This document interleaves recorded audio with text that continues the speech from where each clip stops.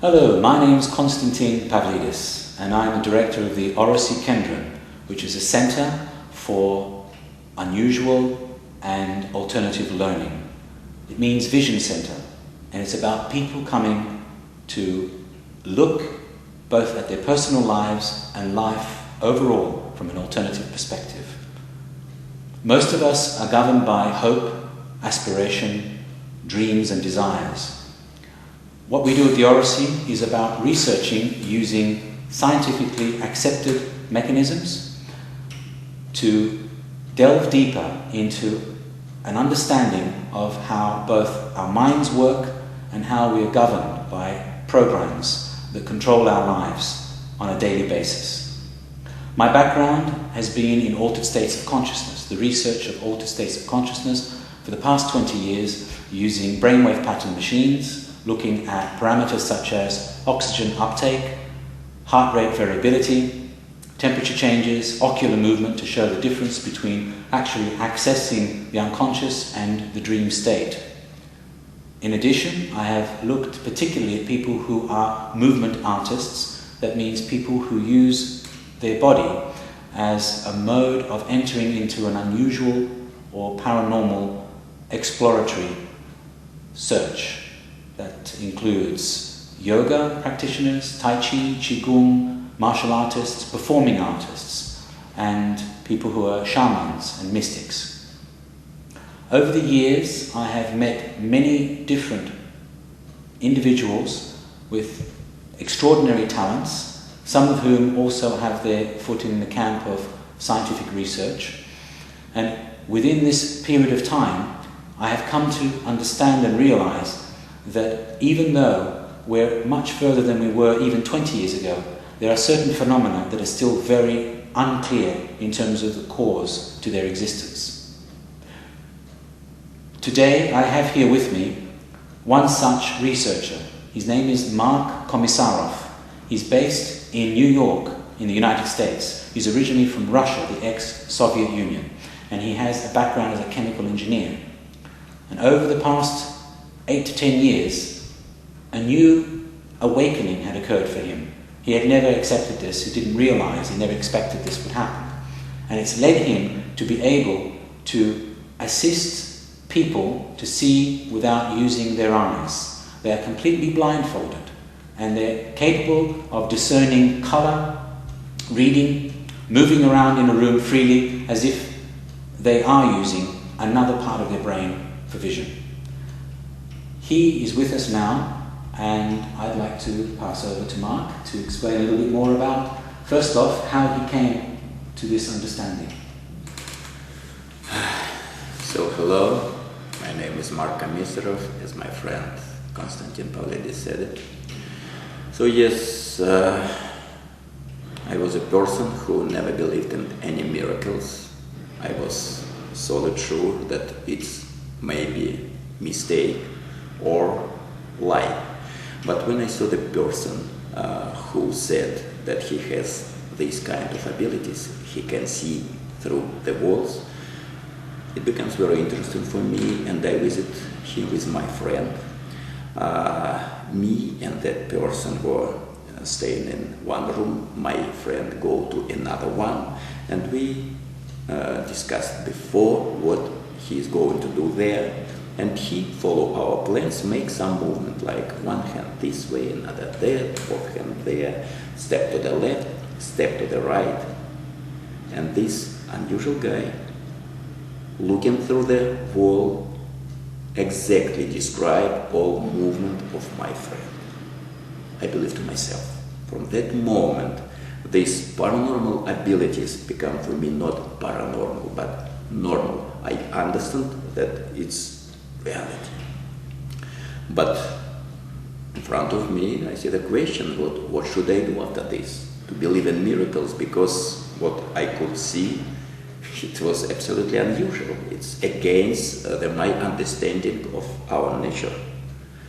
My question was, my answer on this question was, if you see something unusual, if you meet something unusual, there are only two ways. First way to say it's a miracle and stop. Because miracle never assertion. the second way said, there is no miracles in our world. We just know not so much about it. So what could I see? It's one of these unknown things about our world. If scientists cannot explain it, it doesn't mean that it's know this in reality. And if scientists does not have any explanation and theory about it, it's not a problem. I need to explain this subject to myself. If I can understand how it works by myself and start to search it. And that is a way that I used, that is a way what I wanted to do. And about 10 years ago, I created my own theory about this. I created methodics. How can I activate this unusual ability in the brain of another people? And I tried on the practice. I see it works. And I started my school. Where is your school? In New York, in Brooklyn. And what's it called? I call my company Blind Care Foundation. Blind Care Foundation. Yes, that is my non-profit company there. And school is InfoVision School. InfoVision. And when did this name come to you? I believe that most important thing in our world is information. And all information that our brain received, it comes to us from our five sense of feeling. We can see the subject using our eyes, we can hear the subject using our ears, blah, blah, blah. And in my theory, in my hypothesis, in our brain we have another sense of feeling, sixth sense. It can accept information from the world around us without using our five sense of feeling. It goes straight to our brain, and I call this center InfoVision Center, Info Center. So that is the reason why I call my school InfoVision School. So it's bypassing the senses and the function of the messages, if you like, the neural impulses that the five senses are sending back to the brain and going to another part of the brain which is receiving the information directly.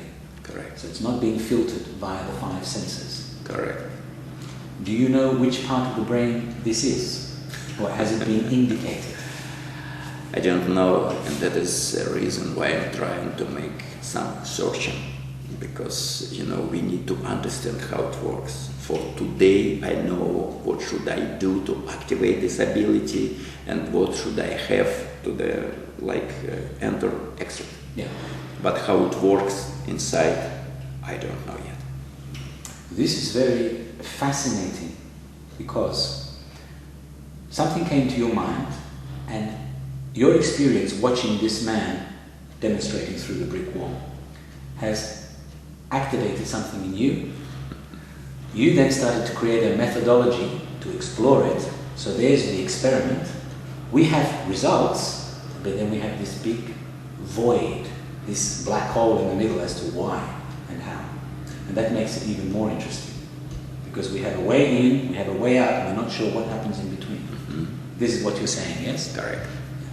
Which, in a way, adds to the mystery, because we have mystical practices, and people in the past have been teaching this for thousands of years. And we know great yogis, great mystics, great teachers of unusual practices, and they use a terminology to describe what's going on. But that terminology is not in accordance with scientific terminology. They use, for example, in Tibetan Buddhism, this term of winds and the drops. Mm-hmm. What's a wind? What is a drop? It doesn't mean anything, even in normal people's language. But they have a very specific understanding. And it's interesting now we have an opportunity because of and this is the other important part. I understand that you can do this in a very short period of time. How quickly is this achieved? Do you mean how? The responses, the results. it depends from the age of my student. You know, my youngest students are the kids in kindergarten in Detroit. They are 3 years old of age. My oldest successful student was Ada Smushkova. She was 71 years old. 71. And for kids up to 12 years old, I need just only maybe 15, 20, maximum 30 minutes to activate this ability. They started to see, of course to see, like not exactly to see with closed eyes, principally immediately, and that is really shocks for their parents or grandparents that come to my school and bring the kids to me. But it's a reality, and I always demonstrate the blindfold that cover the eyes of my student. It's a special construction that it's really impossible to see in this blindfold, so it's blocked light coming to the eyes 100%. And my kids can see with using this new ability, like their eyes are open. They can recognize colors, cups, plastic cups I mean. They can pick up the coins from the table. They can read that. They can write. They can move, follow me. They are boxing with me, playing the balls. They can do everything like their eyes are open. So for kids age under 12, it's very easy.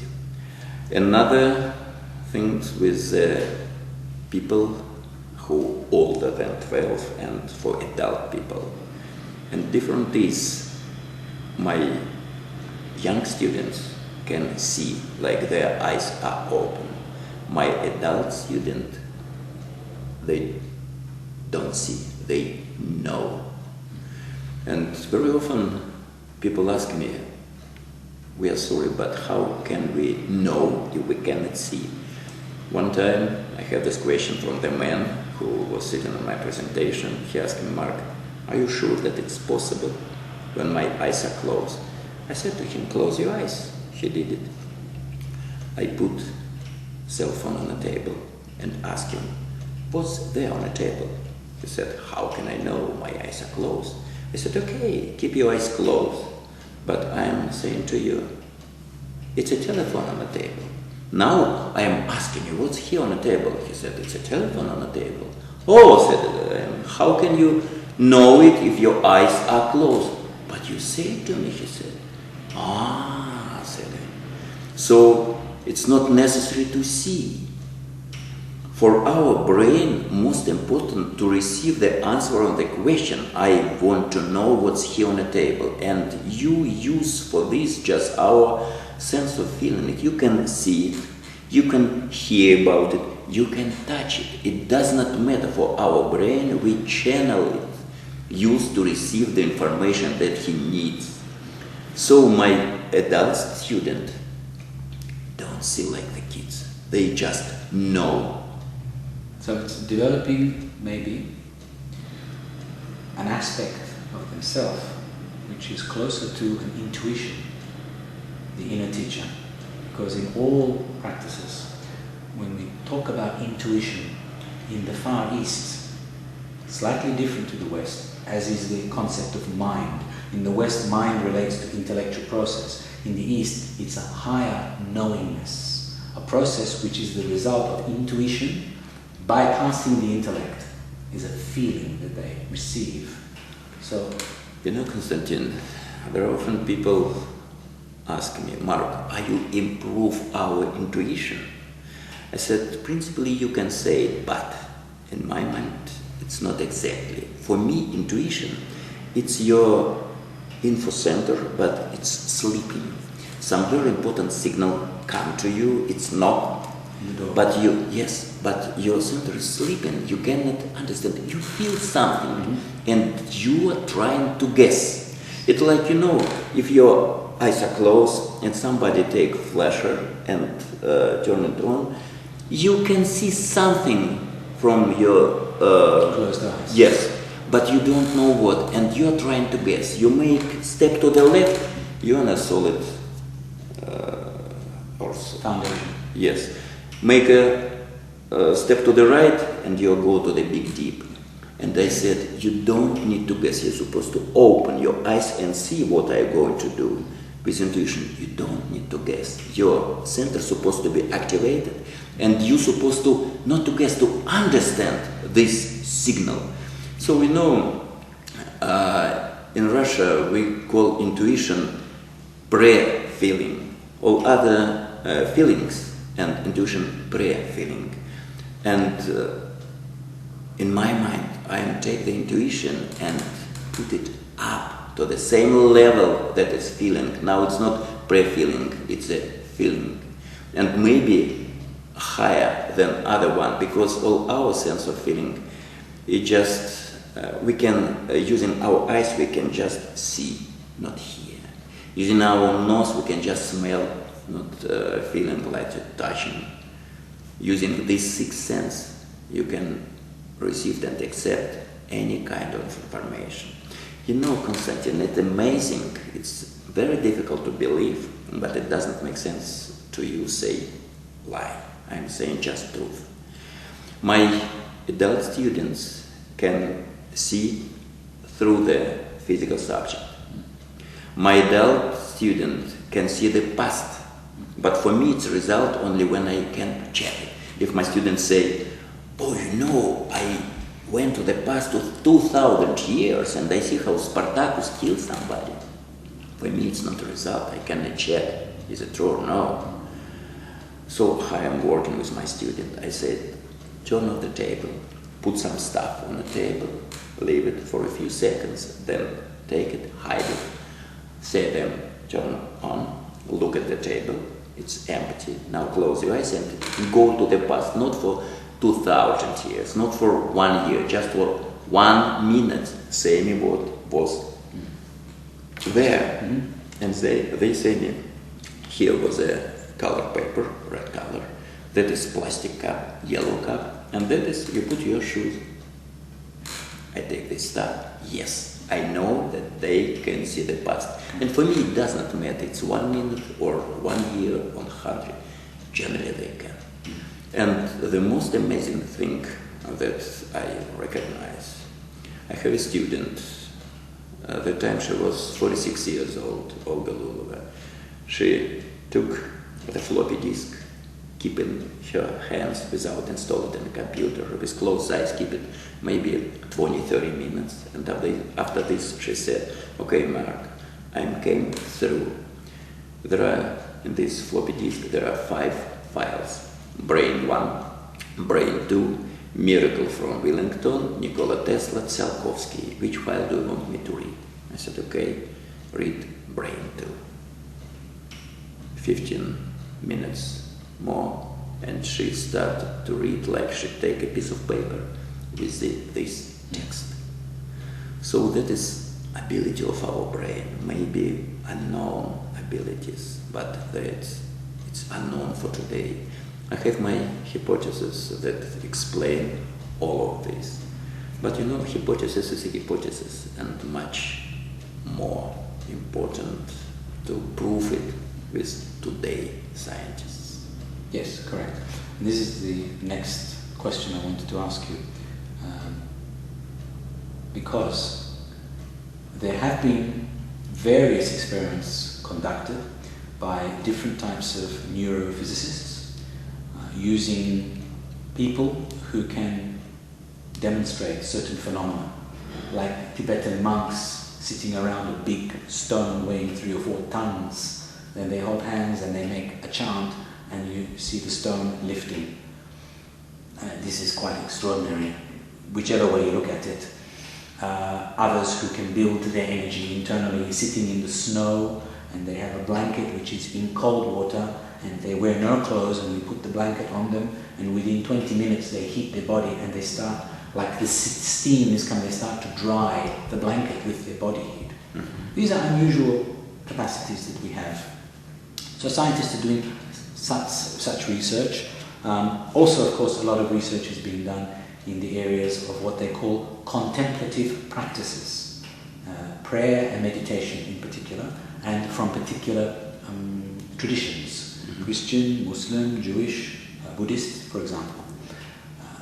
Everything depends, this is the point that I'm making, on the type of equipment used for the research. So if you're using something whose feedback is not quick enough in terms of speed, it's always a little bit behind what's going on in the brain. So we need some.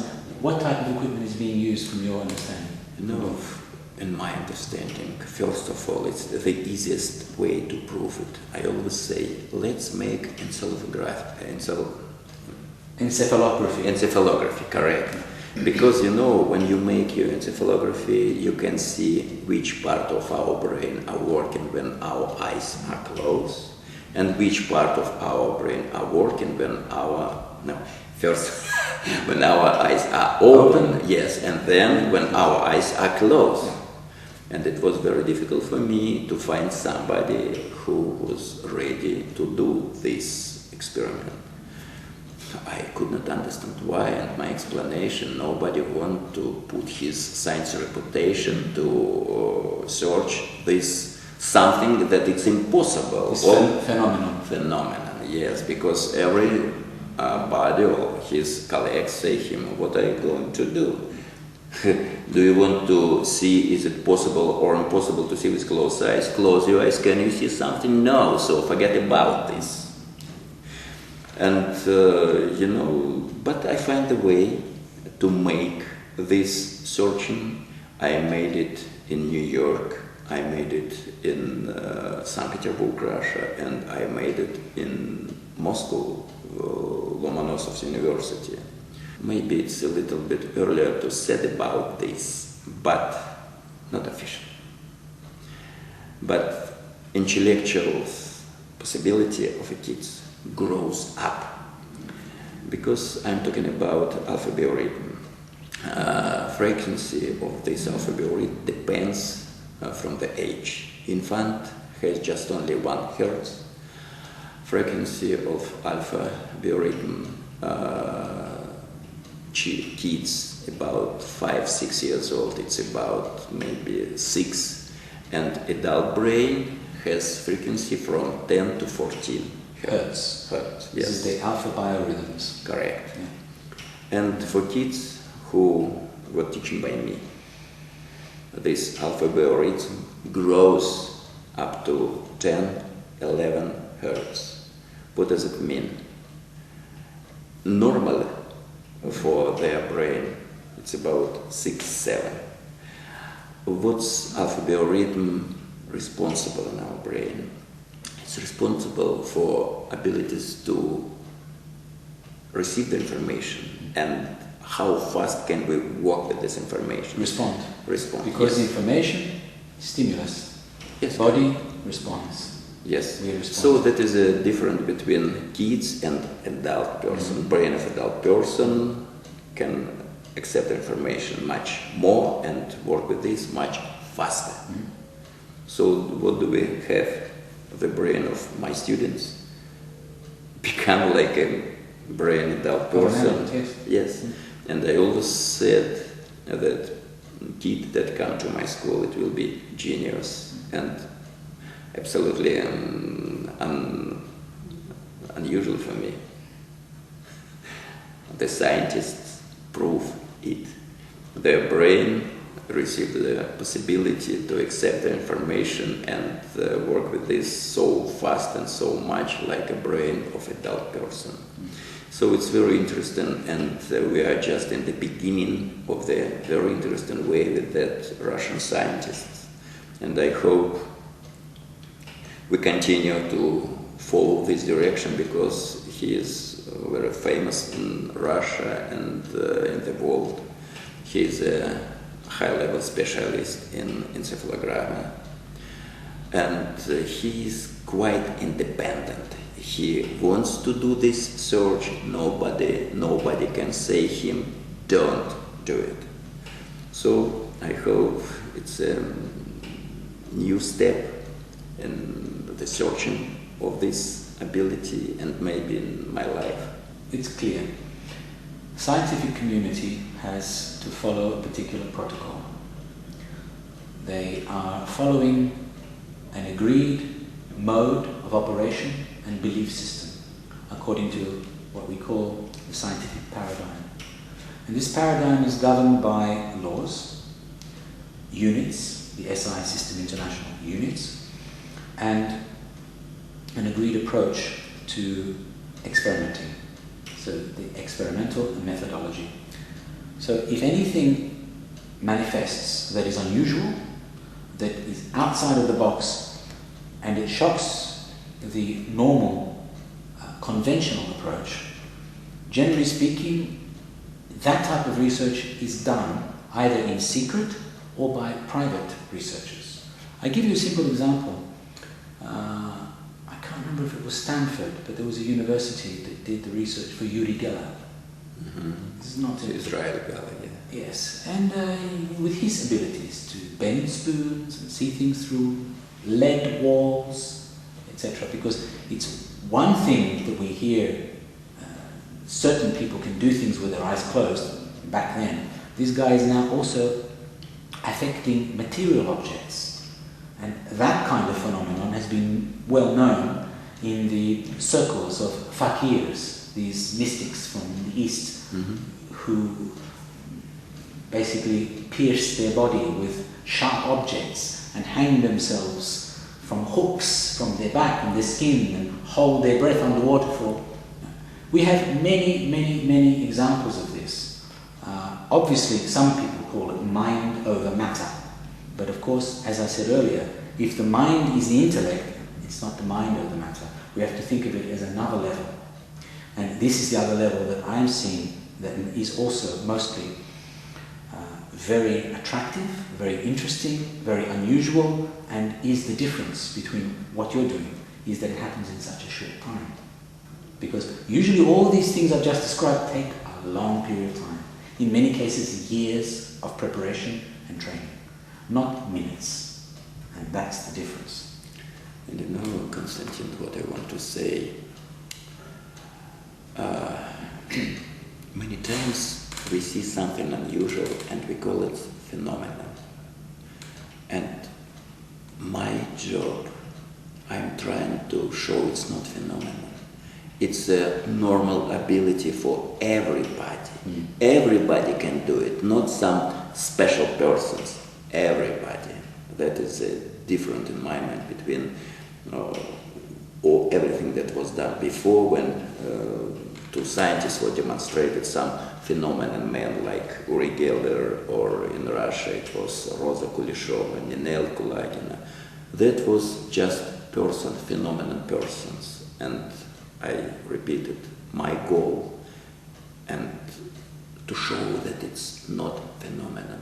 Everybody can do it and everybody needs it. In other words, the potential is there in everybody. It is a question of waking it up. Correct. This is what you said before. Yes. That's why I think we're on the right track. The source material is born from the part of ourselves called the intuition, but it's sleeping. And it needs to be awakened.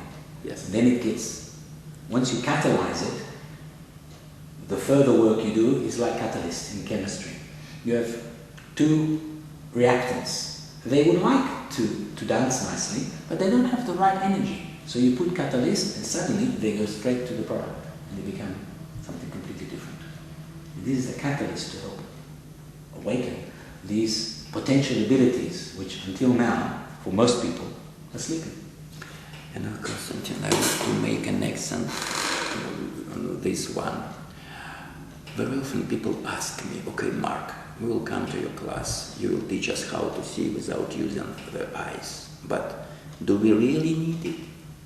For blind people, yes, it's important. But for us, maybe it's some extra that we don't need it. And I said to them, when you start to see with closed eyes, it's not goal for me, goal of your education in my class. For me, it's just a signal that your info center started to work. That is very important. Why? I say to them because all our life it's a decision. And these decisions are created by our brain. But our brain is there, can see nothing, hear nothing, how make the decision. He's making a decision using information that come to us through the eyes, through the skin, through the ears. To receive all this information, our brain make decision. If information is correctly, decision will be correct. If it's incorrect, decision may be fatally wrong. But our sense of feeling not perfect. Alpinists go to the mountains. Its eyes cannot see the big deep if it's covered by snow.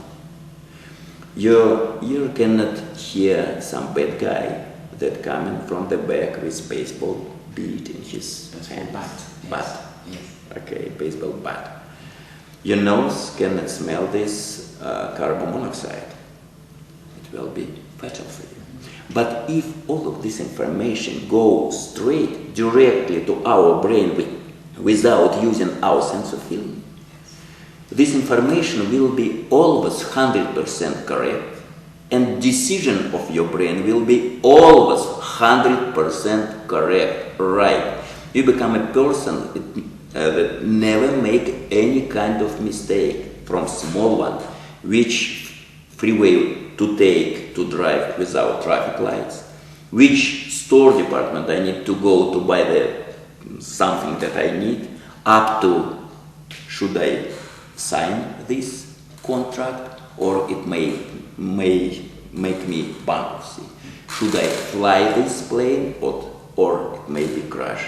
And not because you will have possibility to see the future. No, because everything that it happens tomorrow starting today. And you can receive this information, and that is help you, that is care about you. It's about practical application in daily life. Correct. Not just to improve quality of life, but our overall understanding. And you know, it's changed our education system, because we are spending years and years to study some table materials. We are trying to remember chemicals, rules and reaction, physical, mathematics. What for? Because when we will need it in real life, and we don't have some dictionary with us, or some, I don't know, table... Encyclopedia. Encyclopedia, yes. We are coming to here, to our brain, we can, where we put all these knowledges, and we are taking it from there and using. But, as I said before, distance does not matter. You can receive any kind of information up to 1,000 kilometers from you. I demonstrated to my students, I put telephone on the table, make it on speakers, call to Russia. One of my students was there in Moscow, and I asked her, let's read something. She said, okay, I'm ready. One of my students opened the newspaper, the article, and this Marina, her name was Marina, my student in Moscow, she was reading this newspaper from Moscow. In New York? Yes, the newspaper was in New York. It's 9,000 kilometers. Mm-hmm. It does not matter. So, you know, you can receive the information from any sources. You don't need to put the stable materials in your head, in your brain. And our brain will be open for many other things. Because people ask me, okay, you say, if it will be, like you said, we don't need to send our kids to the school. I said, no, we need to send them to the school. But you say it will be learn there all of this physics, chemical, blah, blah, blah. I said, no. So what will they study there? Yes. I said, there are so many other subjects: ethic, aesthetic, arts, sport, religion, logic. We need all of this in our real life, not the table materials. So, you know, in my mind, it changed system of education, and it changed our life. But that is in my dream. I don't know how many years will it take, but I believe in this. What do you think about this? Well, what is clear is that life today is not like it was 50 years ago or even 20 years ago. We are living in a world, not even a society, firstly, which is very much faster and dependent on technology, which is information-based. So what it is that you're dealing with and what it is that you're talking about is very in accordance with the existence of our life today. And I'm wondering, it's interesting that it started happening 10 years ago for you, and 10 years ago PCs became more affordable 15, 20 years ago. And that way of interacting, especially for young people, with external environment is a cyber world. It's not the real world. Yes. So you're going into a part of the brain which in a certain way has been more or less prepared by the existence of computers, because you're interfacing with a technology that is not real, it's not a person.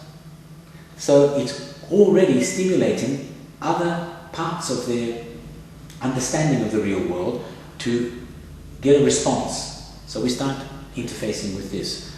So what you're talking about seems to me to be not only interesting and curious and can increase people's abilities to see and add to their personal life, it will help them to go beyond what we were before, which was helpless humans. We're rapidly becoming robotic like humans, and we have to find a balance now between the two. No more helpless, we can see better, but no more robots either. Mm-hmm. What do you agree? Yeah, I agree with this one.